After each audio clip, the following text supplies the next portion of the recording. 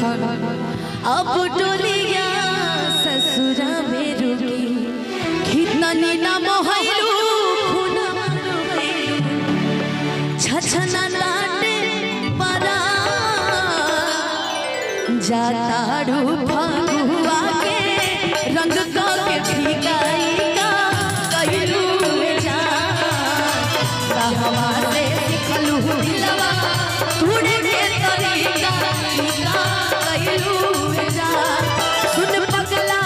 मन करना अब टोलिया ससुरा में रुकी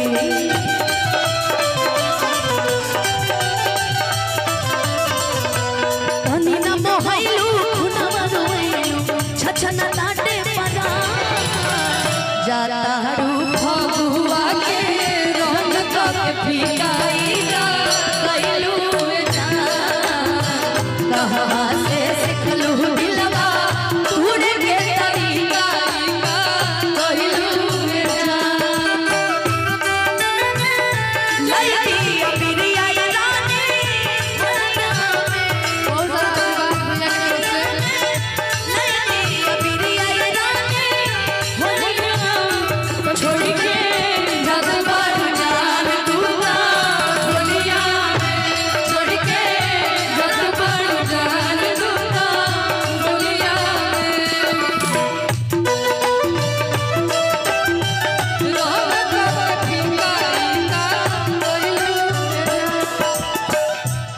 आज तू भले बिछड़ा तारू काल्हे ले रहलू कोरा में कैसे दूसरा के सिंगरा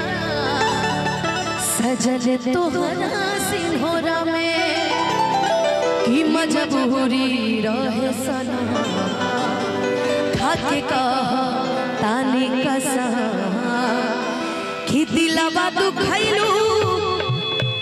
प्यार के भुलैलू मजबूरी रहे सना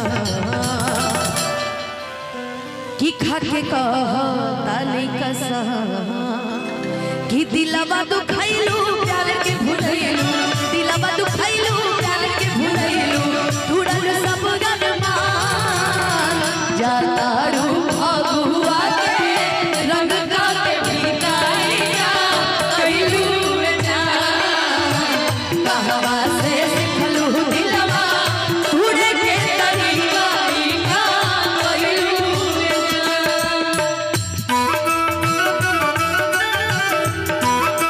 बड़ी सुन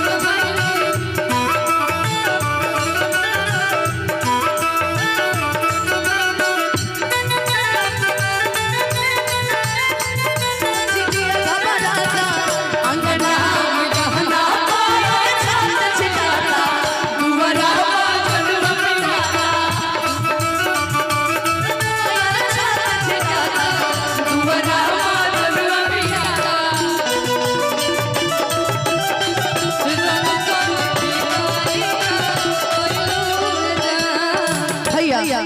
प्यार हमारे दा बिछड़ जाता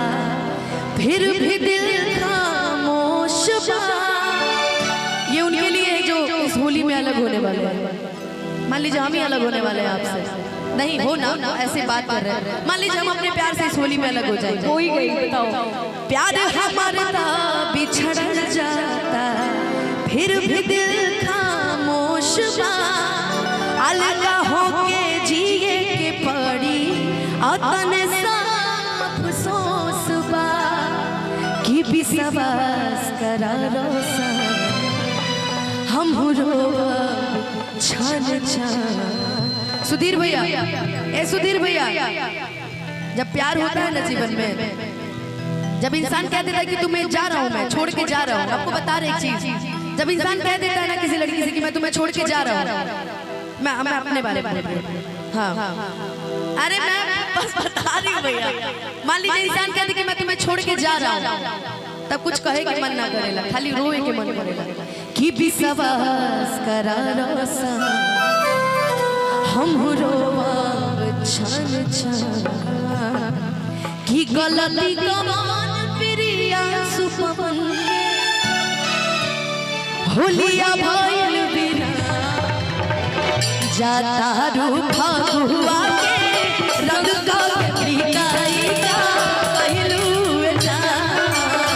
कहवा से सिखलू दिलवा उड़ के बिकाई का कहलू जा कहवा से सिखलू दिलवा उड़ के बिकाई का कहलू ए जा कि सुन पगला करना दुखी अब डोलिया ससुरा में रुकी